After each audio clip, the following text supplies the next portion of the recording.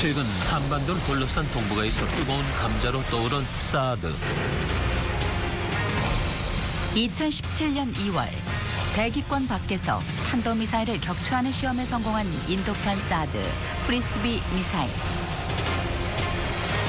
2017년 4월 이스라엘이 실전 배치한 중거리 미사일 방어 체계 다윗의 물맷돌.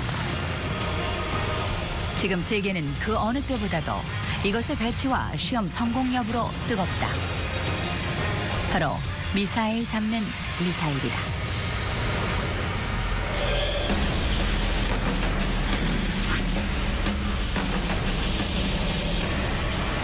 최근 국내에서 주목받고 있는 미사일 방어 시스템 사드. 미국이 중단거리 탄도 미사일로부터 군 병력과 장비, 인구 밀집 지역, 핵심 시설 등을 방어하기 위해 개발한 미사일 방어 체계인 사드의 이름은 종말 단계 고고도 미사일 방어 체계를 의미하는 영문의 앞글자에서 유래했다. 터미널, 즉 종말 단계란 일단 발사되면 포물선을 그리며 목표물을 향해 날아가는 탄도미사일의 비행 과정과 관련이 있다. 탄도미사일은 3단계 비행 과정을 거친다. 첫 번째는 발사와 추진을 포함한 상승 단계로 이때 1단, 2단, 3단 각 추진체는 연소 후 분리되고 탄도만이 대기권에 진입한다. 두 번째는 중간 단계로 탄도는 포물선을 그리며 탄도 비행을 한다. 세 번째는 종말 단계로 위기권에 나갔던 탄도가 대기권에 재진입한 후 목표물을 향해 비행하는 단계다. 사드가 종말 단계 고고도 미사일 방어 체계라고 불리는 이유는 바로 마지막 종말 단계의 고고도, 즉 40에서 150km의 고도에서 적의 미사일을 요격하기 때문이다. 종말 단계에서 고고도가 아닌 낮은 고도, 즉 저고도에서 미사일을 요격하는 미사일도 있는데 대표적인 것이 1981년부터 실전 배치된 파트리어트다. 걸프전 당시 이라크가 발사한 스커드 미사일의 킬러로 급부상했던 파트리어트는 지표면으로부터 15에서 30km의 저고도에서 미사일을 격추하는 요격 시스템이다. 만약 적이 발사한 미사일을 사드가 종말 단계 고고도에서 격추에 실패하면 곧바로 파트리어트가 종말 단계 저고도에서 요격에 나서게 된다. 그렇다면 미사일 방어는 종말 단계에서만 가능한 것일까? 2017년 5월 30일 태평양 마셜 제도에서 ICBM급 미사일이 미국 본토를 향해 발사된다. 이 상황은 곧바로 미군의 탐지위성, 항공기 탑재 레이더, 조기 경보 레이더에 포착되고 이내 미군은 태평양에 떠있는 이지스 구축함에 RIM-161 스탠더드 미사일 3, 즉 SM-3의 요격을 명령한다. 현재 전 세계적으로 미국과 일본만이 운용 중인 SM-3는 미국의 미사일 방어 체계 가운데 상승 단계에서 적의 미사일을 요격하는 방어 체계다. 하지만 SM-3는 요격률의 진위 여부를 놓고 논란이 적지 않았다. 오바마 행정부에서는 SM-3 미사일의 요격률이 84%에 달한다며 SM-3를 미국 미사일 체계의 핵심으로 삼겠다는 방침을 분명히 했었는데 MIT 대학의 시어도어 포스털 교수와 코넬대 조지 루이스 박사는 자체 분석 결과 실제 요격률이 10에서 20%에 불과한 것으로 밝혀졌다고 주장하고 나서기도 했다. 이처럼 논란의 여지가 있는 SM-3가 상승 단계에서 적의 미사일 요격에 실패하고 만다. 미군의 요격을 피한 ICBM은 상승 단계를 지나고 중간 단계에 접어들어 비행을 계속한다. 얼마 뒤 열감지 영상에는 빠른 속도로 이동하는 두 물체가 그대로 충돌하며 큰 폭발을 일으키는 상황이 포착된다. 음속 20배로 날아오던 ICBM이 그대로 격추되는 순간이었다.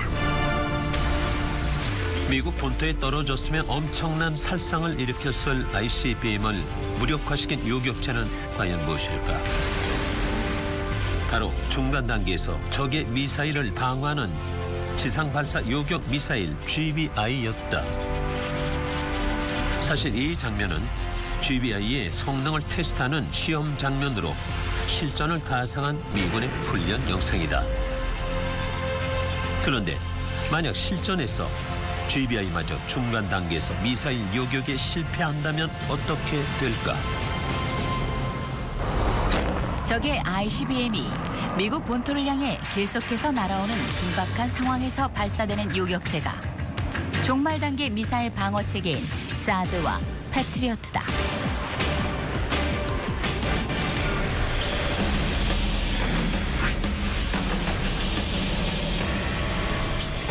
제2차 세계대전 말인 1944년 6월 영국에게 막대한 피해를 안긴 나치 독일의 V1. 순항 미사일의 원조가 된 이 병기의 요격에 사용된 무기는 당시 스피드파이어와 같은 영국의 전투기와 대공포 등이었다. 독일은 1944년 9월 신병기 V2 탄도 미사일로 영국을 공포에 떨게 했다. 연합군의 방어는 폭격기로 V2의 발사 기지와 생산 시설을 파괴하면서 발사 횟수를 줄이게 하는 정도였기에 요격하기엔 역부족이었다. 제2차 세계대전 종전 후 미소 냉전 시대가 열리면서 탄도미사일은 5,000km 이상의 사거리를 가진 대륙간 탄도미사일 ICBM으로 발전한다. 핵탄두를 장착한 ICBM은 미소 양국에게 가장 큰 위협이 되었고 결국 이를 방어할 수 있는 수단이 1950년대 중반 미국에서 연구되기 시작한다.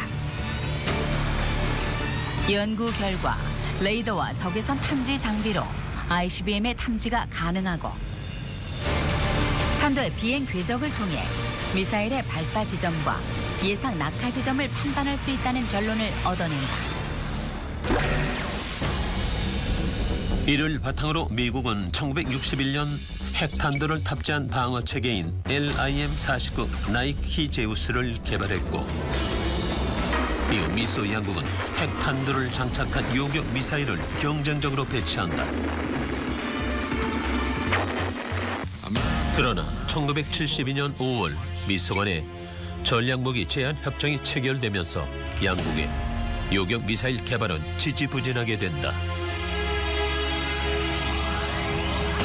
이후 1980년대 미국 레이건 행정부는 구소련의 대륙간 탄도미사일을 우주에서 요격하겠다는 야심찬 계획을 발표했는데 동서냉전이 종식되면서 그 또한 축소된다.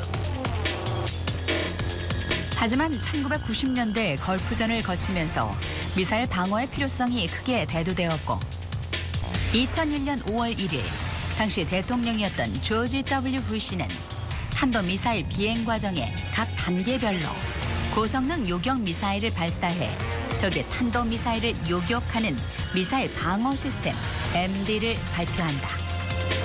오늘날 이 MD의 핵심 방어 미사일로 실전 배치돼 있는 것이 바로 SM-3, 패트리어트, 사드, GBI 등이다.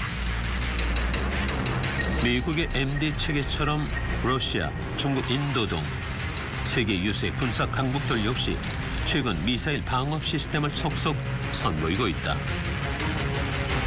러시아는 미국이 동유럽의 루마니아와 폴란드의 MD 체계 구축을 서두르자 러시아판 사드 체계 구축에 박차를 가하고 있다.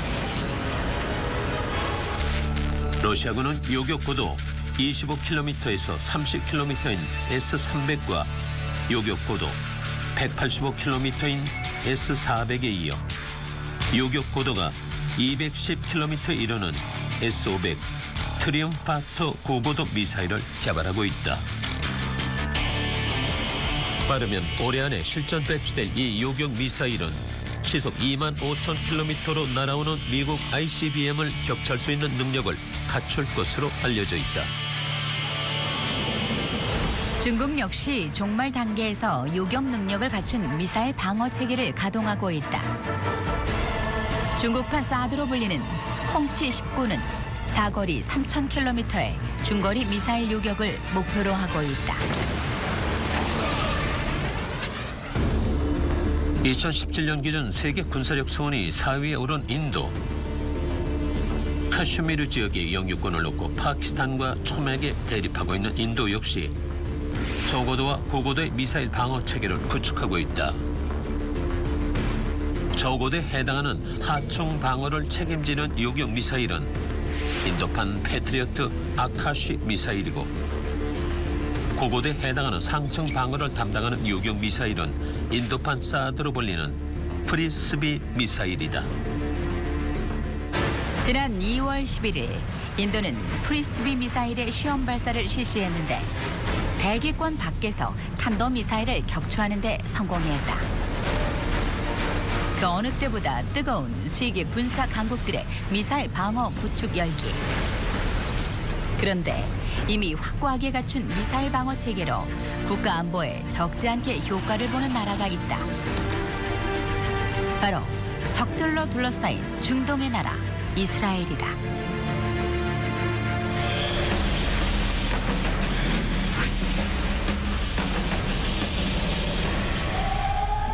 요란한 공습 경보가 칠흑 같은 어둠을 뒤흔든다. 그리고 몇 분 뒤 지상에서 미사일이 발사된다. 밤하늘에 긴 꼬리를 남기며 멀어져 가더니 이내 무언가와 충돌하는 미사일. 이 장면은 지난 2012년 3월 9일 밤 가자 지구의 팔레스타인 무장 세력 하마스가 이스라엘을 향해 로켓포 30여 발을 발사하자 이스라엘 측이 이를 공중에서 정확히 격추한 실제 영상이다. 그런데 이 모습을 숨죽여 지켜보던 400여 명의 사람들은 마치 불꽃놀이를 지켜보듯 박수를 치며 환호성을 지른다. 전쟁과도 같은 긴박한 상황. 하지만 이스라엘 국민들에게선 긴장과 함께 여유가 느껴진다. 적의 미사일 공격에도 이런 장면이 연출될 수 있는 배경은 무엇일까? 바로 난공불락의 이스라엘을 가능케 하는 미사일 방어 시스템이 있기 때문이다. 전 세계에서 미국 다음으로 촘촘한 미사일 방어 체계를 구축해온 대표적인 나라 이스라엘. 이스라엘이 미사일 방어 체계를 개발해온 이유는 이란의 탄도미사일, 레바논 무장단체 헤즈볼라의 중단거리 미사일, 팔레스타인 무장단체 하마스의 로켓포 공격 등에 대비하기 위해서였다. 결정적인 계기가 된 것은 제4차 중동전쟁 때 시리아 프로그 미사일과 이집트 스커드 미사일 공격으로 상당한 피해를 받기 때문이다. 이후 이스라엘은 자국의 안보를 위협하는 사거리 4km에서 최대 2,000km 이상의 로켓과 탄도미사일을 막기 위해 미사일 방어 체계를 개발해왔다. 이스라엘의 미사일 방어 체계는 크게 저고도, 중고도, 고고도 세 단계로 구분할 수 있는데, 고고도 미사일 방어 체계의 핵심은 화살을 의미하는 에로우-3 요격 미사일이다. 이스라엘 국영우주항공산업 IAI와 미국 보잉사가 공동 연구 개발한 에로우-3는 사드처럼 지상에서 100km 이상의 대기권 밖에서 날아오는 탄도 미사일을 높은 고도에서 요격할 수 있다. 특히 에로우-3는 이란의 샤하브-3 탄도 미사일을 대비해 개발됐다고 해도 과언이 아니다.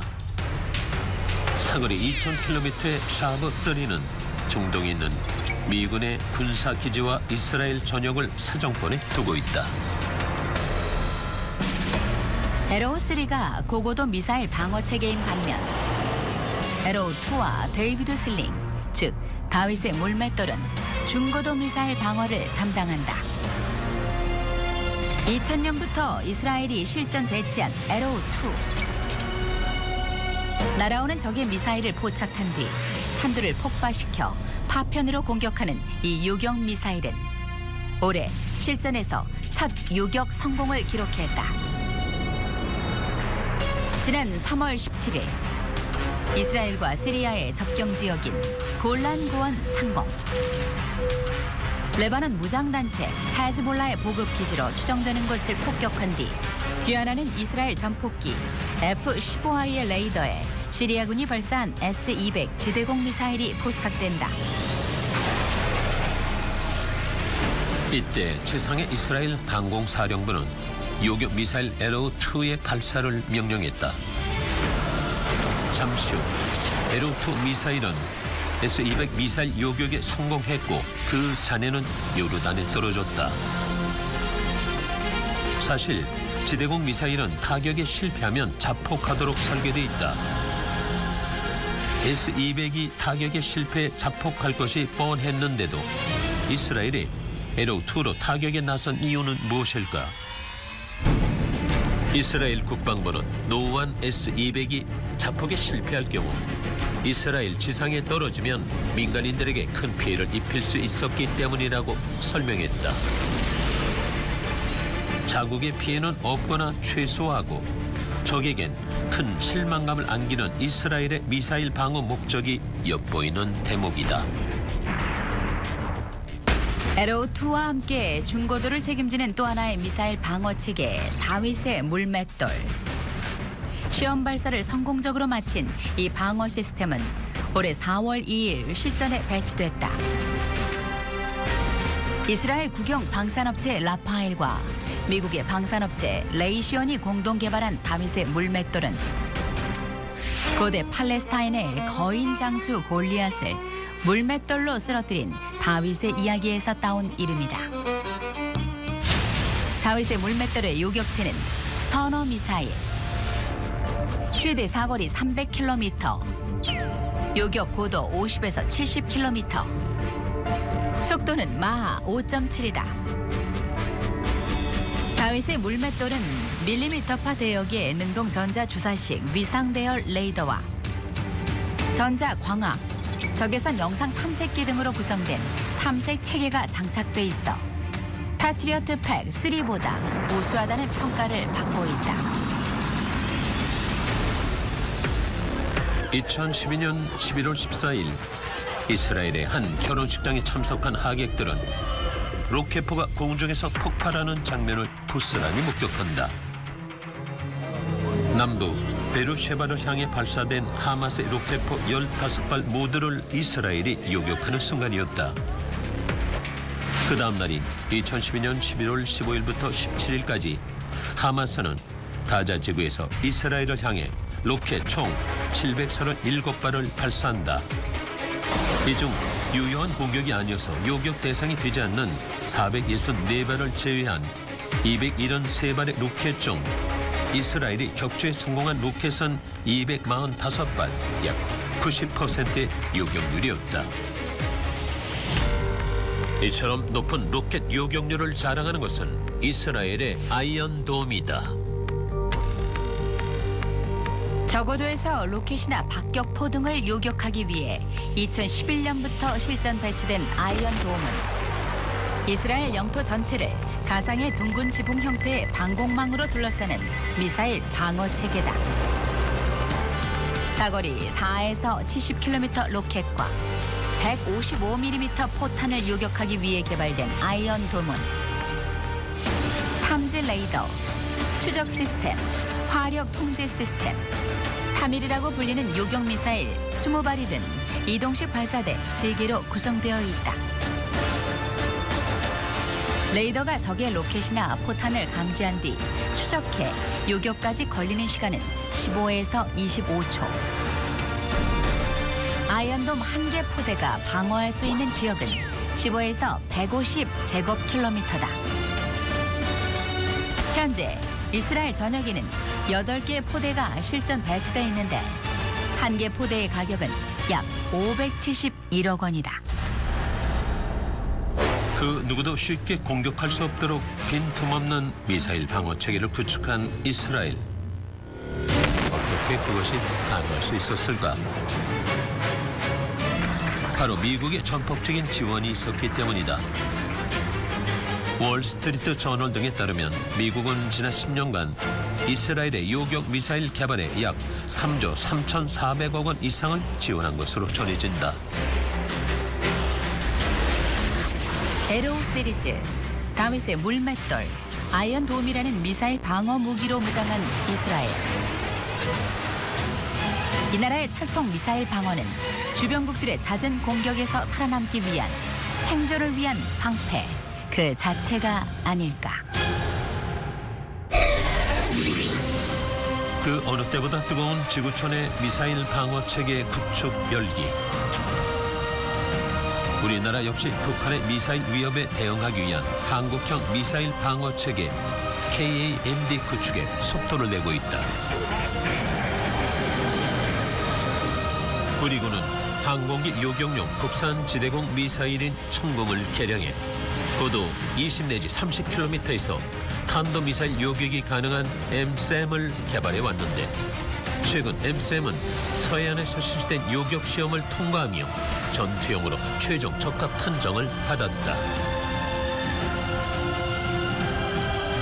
창을 막는 방패의 진화. 적의 미사일을 제압하는 요격 미사일의 발전은 자주 국방의 전제 조건이 아닐까.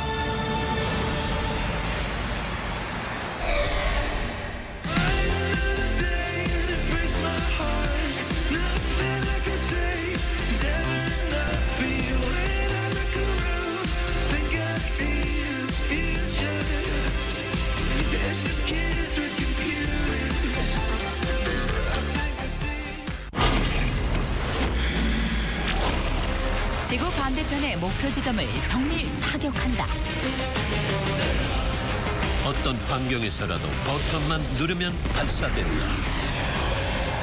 인류가 개발한 무기 중 최강 병기로 꼽히는 대륙간 탄도 미사일. 인류를 위협하는 악마의 창이 될 것인가? 인류를 지키는 피스키퍼가 될 것인가?